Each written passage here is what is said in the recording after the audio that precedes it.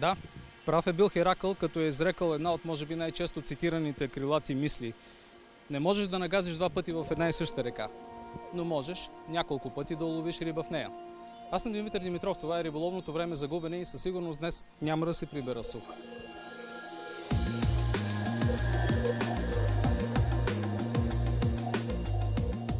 Ще влезем в студените бързи води на река Чая край Бачковския манастир, където всеотдайни риболовци затвориха годишния си календар с отборно състезание за пастърва с изкуствена муха. Ще ви покажем как се хваща щука на марица и кои са истинските майстори на уседналия начин на риболов. Ще връзваме корди и куки така, както го правят майстор-вадичарите, за да се забавляват след турнирна надпревара. И ще приготвим никулденско пиршество още преди да сме се прибрали вкъщи за празника на рибарите. Есенен пастървов риболов на река Чая. Мухар. Хищни си мислете, че това е обида за колега без вадичарски опит. Напротив, това е призвание за една определена категория истински риболовци. Като казвам истински, имам предвид две важни характеристики на тяхното хоби. Мокрят се, но и хващат риба.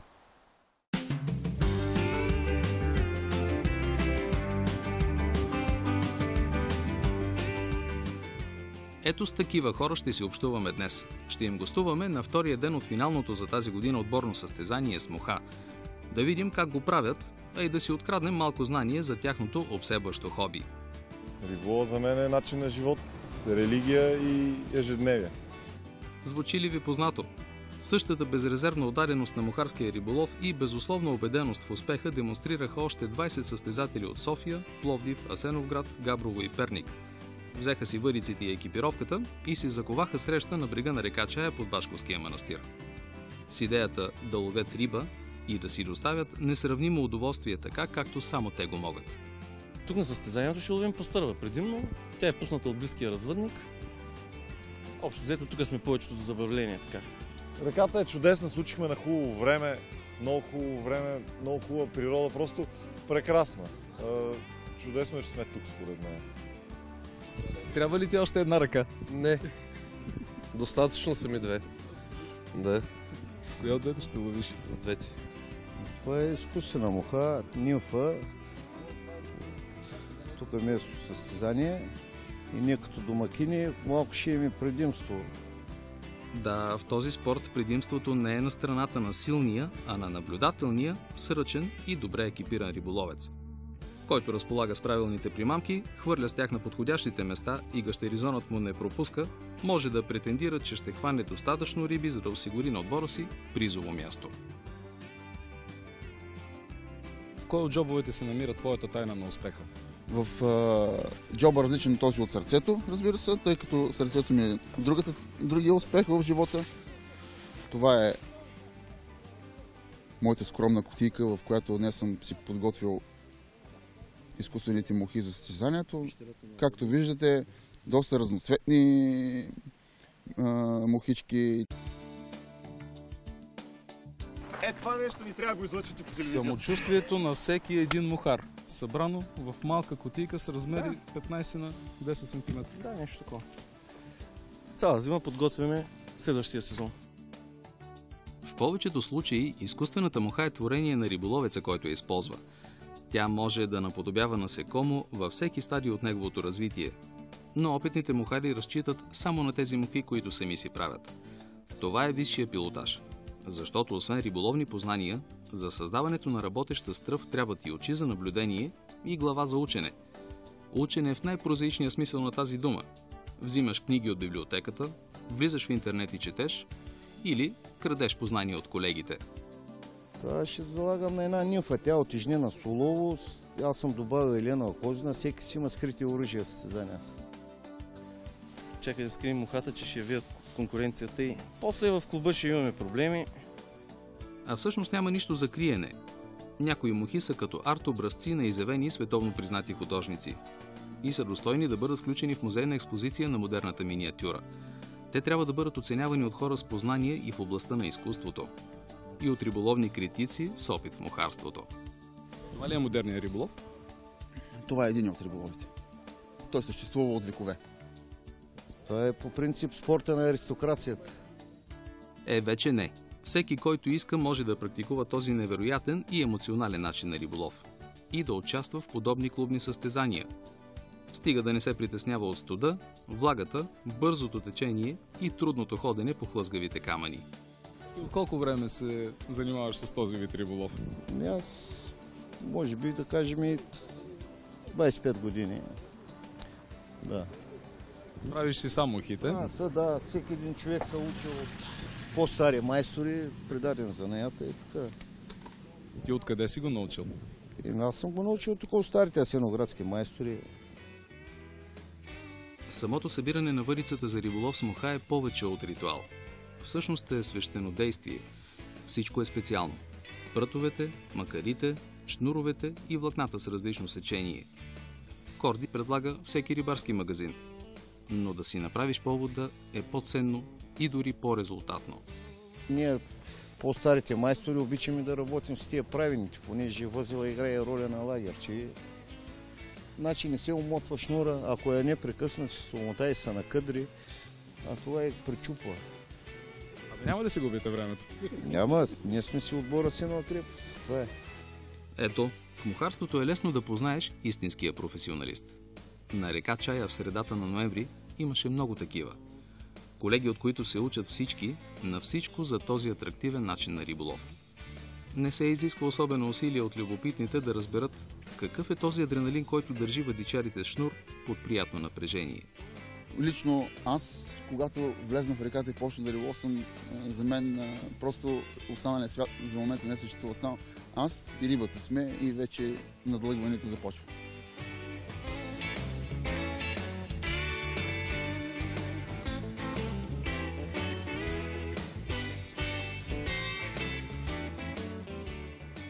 Докато надлъгването даде очаквания резултат, ще ви покажем как може да ви изненада приятно една друга река в края на годината.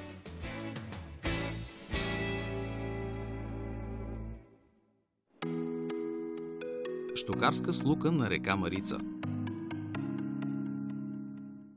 Успехът в риболова е преди всичко опит. Хората, които познават и реката и местата, рядко се прибират с празни живарници. Те използват техники, които се пазят в тайна. И си истинско съкровище всяка една, до която успееш да се добереш. Всеки риболовен излет на река Марица е като спасение от главоблъсканица, която няма решение. В близост до големите градове през есента се ловят нерядко трофейни риби. Пловдивчани знаят много добре какво е да избягаш събота и неделя на реката. Ако и денят е хубав, значи всичко е на лице за един успешен излет. А ако ти налети и щука на въдицата, реалността придобива нов пълноценен смисъл. Първата ли е за сезона? Не е първата, как ще е първата? Около килограм. Кило, толкова, кило и половина най-много. Има ли е много тук по Марица? Има, ама много вода има, мечена е с водата повечето. Невероятно. Коя е най-голямата, която си хващал тук на Марица? Тук по Марица към 4 кила и половина.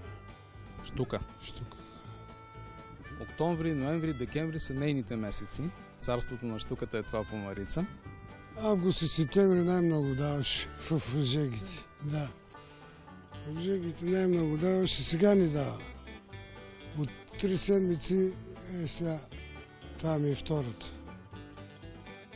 Така започна един вълнуващ риболов за 70 годишен пенсионер от Пловдив. Човек, който разчита на опита и познанието си за реката, който лови щука така, както го е правил и преди 2 десетилетия. Трябва да е тройчица тук, да може, като закачаш рибката тук, да върти рибката около кордата. И тя вече се примамва щуката и... Позиционираше по този начин на едно място, нали така? На едно място. На едно място тя рибката се обикаля около. Не може да се оплете, защото тук... И не може и да се скрие. Да, и не може да се скрие. Щуката я намира, както в твоя случай. Риболовът на хищници с жива стръв има много привърженици. Той е абсолютната противоположност на преследването на риба с изкуствени примамки. Лесен е. Всичко се върши от едно място на брега и не се налага да носиш цялото си оборудване на гръб. Освен това, обувките почти винаги остават сухи. Гледам, че още не си намокрил краката. Случвало ли се щука да те вкара във водата? Не, още не. Но да нося случаи. Да се помъчи да ме вкара, да видим как ще ме вкара. Наистина няма начин. Брега предлага достатъчно удобства и сигурност. Понякога обаче става скучно само да гледаш огромните тапи във водата. Удобен ли е стола? Стола е удобен, ама рибата не е удобна, че много рядко взима. За Милко Димитров обаче имаше утеха. И то съвсем прилична. Килограм и половина щука. Остана само да презареди варицата, да сложи рибка на тройката по стоманения повод, внимателно да не се оплете, леко да обере дължината и да хвърли. Готово. Сега отново е в очакване на поредната щука. Но и други риболовци търсят на Марица тази забата красавица. И спомените за успешни дни ги връщат на познатите вече места. Няма значение колко отдавна е било. Преди месеци нещо към 2,5 кг. Последната беше. И от тогава имам малко. Сега ми е сефтето за тук от 2 месеца. От 2 месеца, да. Сега намерихте чак време. Днеска и то благодарение, че лапто трябваше да учи английски. С жената викам, аз изчезвам. Да, трябва да се учат езици задължително, защото покрай лингвистичната подготовка върви и риболова. А от това по-хубаво няма. Какво ви дава реката? Да ти каже, като че ли те зарежда, като енергия. Дойдеш тук за 2 часа да се поразвлечеш. Че ли те зарежда? Особено ли рибарите? С другите не знам. И за другите хора, пристрастени към реката и природата, важи този здравословен елемент. Само че при рибарите той е по-силен. Очакването върши чудеса. За днес удар имаш ли? Не, аз съм преди малко дойдох. Няма и час. До вечера ли ще останеш? Ако ми не позвонят, не ме извикат. Над вечер се прибирам. Има ли нещо, което... Заради ме за седмицата. Има ли нещо, което може да те отклони от риболова? Тръгнали за риба, няма какво да му отклони. Само на няколко километра от града живота вече изглежда по различен начин. След такова начало щукарите на Марица изчакват поредната атака на водния вълк, а ние се връщаме да половим пастърви с колегите от клубовете по мухарски риболов във втория ден от отборното състезание на река Чая.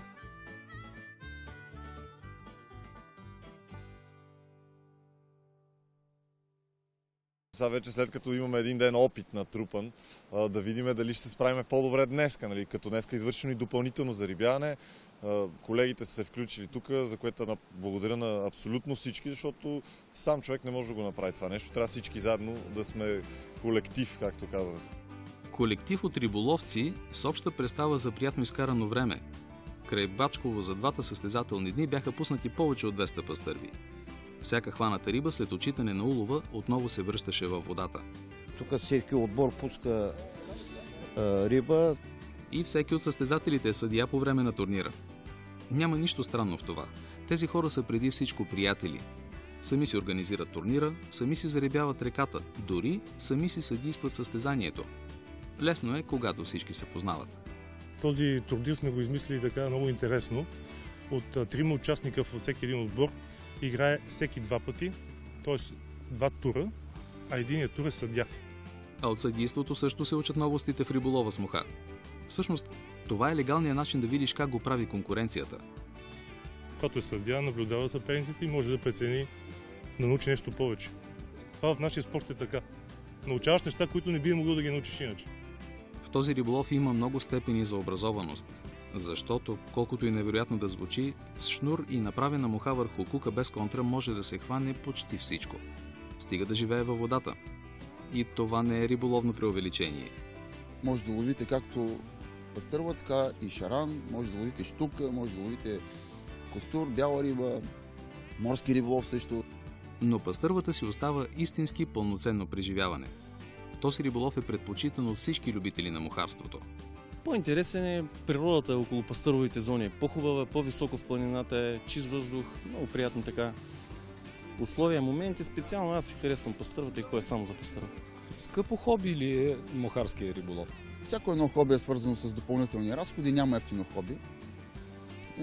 При нас по същия начин, определено, ако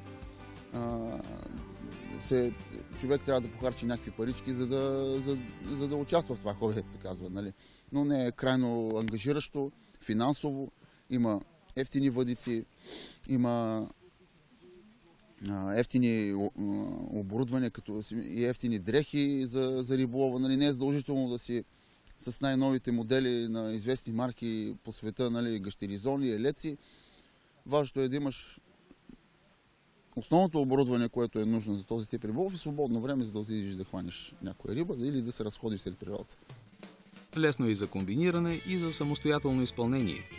Когато човек се е подготвил излета, взима въдица и чантичка с примамки и заминава на реката. Почти нищо не коства, само транспорта до вълшебните места. И това може да се практикува целогодишно. Няма лошо време. По принцип, нашия риболов, нашето хоби има лоша екипировка, няма лошо време. Когато човек е екипиран, може да си ходи когато си иска. Но и състезанията са не по-малко важни от хобито. Тези своеобразни събори са местата за обмяна на опит, на използвани техники, на начини на риболов, на информация на кого какво му върши повече работа. Някои имат и богат състезателен опит от международни съревнования и лесно сравняват условията у нас с тези в Сърбия, Чехия, Хърватска и Италия. Къде ти е сърцето в момента? Аз имам толкова много състезания зад гърба си, че нямам никакъв проблем. Ходил съм на европейско, на световно, в този тип риболов, тъй че нямам никакви проблеми, не се притеснявам от нищо. Адреналин ли е? Да, все пак има тръпка, разбира се. Видели не една добра дестинация, българските мухари вече са наясно какво означава да попаднеш в риболовен рай. Да, платено е удоволствието, но за сметка на това се пази рибното богатство. Нашата действителност е малко по-различна. Всъщност, много различна. Идеализма е заменен от воинстващ рационализъм. Рибата е животинче, нека да я уважаваме, ние се забавляваме като я хванеме, а не да не я ползваме толкова земе. Айде ще изядеш 2-3 риби преко сила. Не е необходимо, но на всяка цена всичко да се изяде. Дали ще хванеш една или 10 пастъри, това няма абсолютно никакво значение. Аз връщам риби поне от 10 години вече. Не ги прибирам. Дори извън България. Дори в Гърция не прибирам риби. Може да си взема една-две риби или един октопод, да. Но тук всичко е на тема, трябва да се хване и да се изяде. Трябва истински да вярваш, че може да промениш прозаичната действителност, за да виждаш във въдицата средство за забавление. И да практикуваш риболова като хоби, с което се спасяваш от скуката. Експериментът е задължителен. И всеки, който си го позволи, неизменно стига до съвършенството. За повечето от варичарите това съвършенство се нарича риболов с изкуствена муха. Всепоглъщащ и зарибяващ, той печели все повече популярност. Употребилите от здравословния му стимулант казват, че има сериозна психологическа сила. Леко вманиячава, но предпазва от дълбока депресия. В основата на нещата са досега с природата, прекараното свободно време, приятно с приятели в подобна установка. Това е най-ценното, което може да се каже реално за всяко едно хоби, което е сред природата. И ние не сме по-различни от другите, просто този начин на риболов ни харесва. Колектив от индивидуалисти. Това е групата на мухарите. Приятели, съперници, конкуренти, те могат да бъдат всичко това по едно и също време. Но никога няма да си позволят да пречат един на друг, за да изпитат пълното удоволствие от риболова. Всеки в един момент иска да остане сам на реката и да полови. Нали? Те състезания са малко. Някои хора не са съгласни, че това е мухарския риболов, но за нас това е един повод да се събереме тук на реката и нали, все пак да се видиме, приятели сме, познаваме се твърде отдавна и преди всичко забавление според мен. Нали. Не доказваме кой знае какви неща, макар че някой може и да иска да доказва нещо, не знам. Познаваме се от доста време, ходим по състезания. Направили сме така, че нашето хоби да можем да го впрегнем в едно мероприятие, където хем да се съберем всички, хем да похващаме риби, да се позабавляваме и да има и някакъв спортен характер. Наистина няма нищо за доказване. Съвсем егоистично, мухарите запазват за себе си само удоволствието от борбата с рибата. Това не е недостатък, а спасително действие. Зареждане с енергия, която може да ги крепи дълго време, без да се люлеят от напрежението и стреса. На реката може да усетиш истинските измерения на свободата и да й се насладиш до край. Когато оборудването ни тече, смисъл е приятно, нали? Но ако имаш пробит гащеризон, както моя вече издаде багажа, нали? За съжаление по остри камъни и така нататък, вече не е толкова приятно, преобличам се по 2 пъти на ден. И това го има. Отстрани хобито на мухарите може да изглежда почти нездравословно. Гази се вода с температура само няколко градуса, влиза се в ситуации, при които трябва да балансираш върху речни камъни заемаш невъзможни позиции, за да уловиш повече риба от другите претенденти. И на това упражнение да посветиш минимум 2 дни. Накрая да се прибереш с неразгадаема усмивка на лицето, леки болки в гърба и лаконично обяснение, че риболова е бил невероятен. Без благосклонност и разбиране всичко това би било изтълкувано като своеобразна изневяра. Понякога наистина пренебрегваме половинките си, тъй като наистина изпитваме нужда да отидем, нали, с мухарка в ръка сред природата, но пък дава ни лично спокойствие, разтоварване и релакса. То е усещането, всеки, който излезе на разходка сред природата, го усеща, ние го комбинираме с риболов на реката. Приятели, които се състезават при равни условия на река, ловейки пастърва с изкуствена муха. Човек не трябва да остава сух по време на такъв риболовен празник. Ще си направиш ли нови мухи? За сигурно ще си направя нови мухи, защото от толкова много организация не ми остана време да си вържа мухи и днеска, примерно, скъсах няколко мухи и после нямах от тези мухи. Аз знаех, че ако имах, може би, ще хвана повече риба. С повече или по-малко уловена риба, турнирът край Бачково беше важен и интересен за всички. Разочаровани участници нямаше. Дори последният отбор в класирането изкара 2 неповторими дни в преследване на рибарското щастие. От щедростта на река Чая имаше за всички. И за състезателите, и за местните риболовци, които бързо изловиха новите рибни попълнения. Никой не си изгуби времето. Риболов имаше за всички. Аз имам много свободно време, такъв ми е занаята просто. И си го използвам за риболов, независимо дали тук или извън България. Страхотно нещо е риболова. Препоръчвам го на всеки да го опита. Загубено време ли е риболова? Моля? Загубено време ли е риболова? Аз трябва да съм си загубил живота, ако е загубено време риболова, така че не мисля, че е загубено време. И на нас не остана малко време, за да ви покажем няколко кулинарни трика, с които посрещнахме празника на рибарите.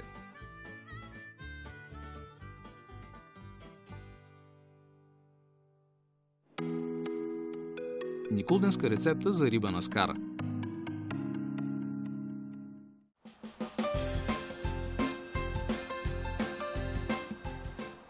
Няма по-хубаво нещо от риболов на връх Никулден. Всъщност има, и това е празничната трапеза. И понеже традициите са за това, за да бъдат спазвани, ние ще приготвим никулденски шаран с рибни рулца от толстолоб. По-различното обаче е, че ще го направим на скара, а не на фурна. Ето това е нашата кулинарна тайна. Ще използваме шаран, ябълка, 1 чушка малко гъбиче лединки, чесън, домат, орехи, малко копър, магданоз и след като го напълним, ще го затворим в фолио, за да го сложим на скарата. Най-напред почистения шаран, заедно с главата, ще го напълним с продуктите.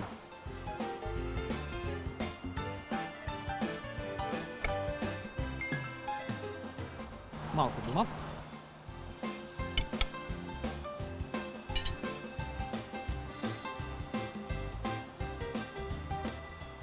останаха само ябълките.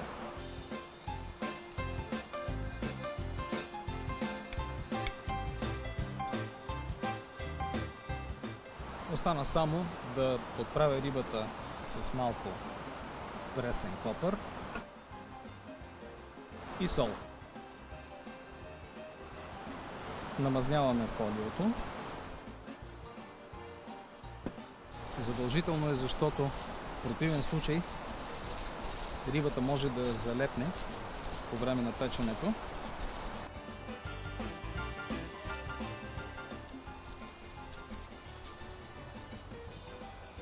Ето ги продуктите за любимите ми рибни ролца.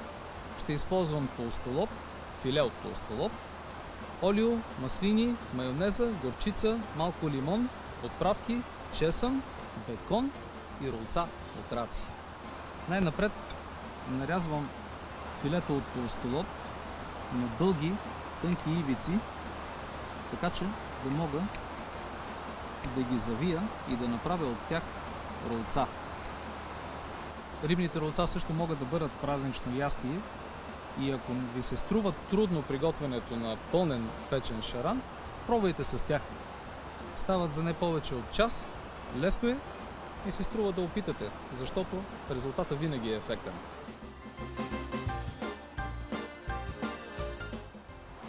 навитото рибно руло оставям в тънка лента бетон.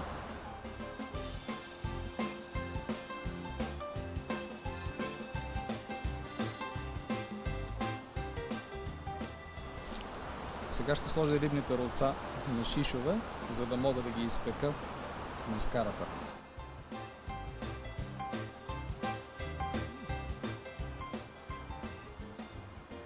И не остава нищо друго, освен да запалим огъня.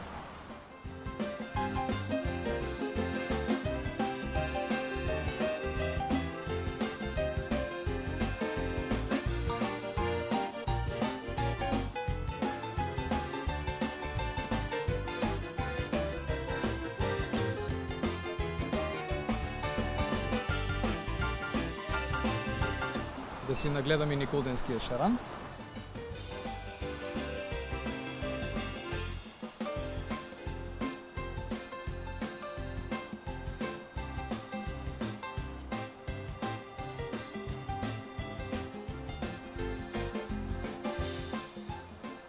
Ето, никулденски шаран с рибни рулца от тлостолоб.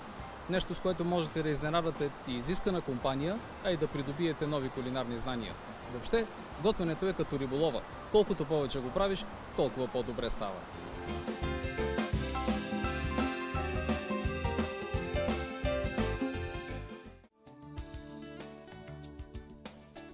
Не можеш два пъти да нагазиш в една река, но можеш неколкократно да ловиш риба в нея. Затова следващата година пак ще го правим. Докато тече вода, ще има и риболов, който да ни събира, и слука, която да споделяме. Трябва ни само време. Време за забавните неща от живота.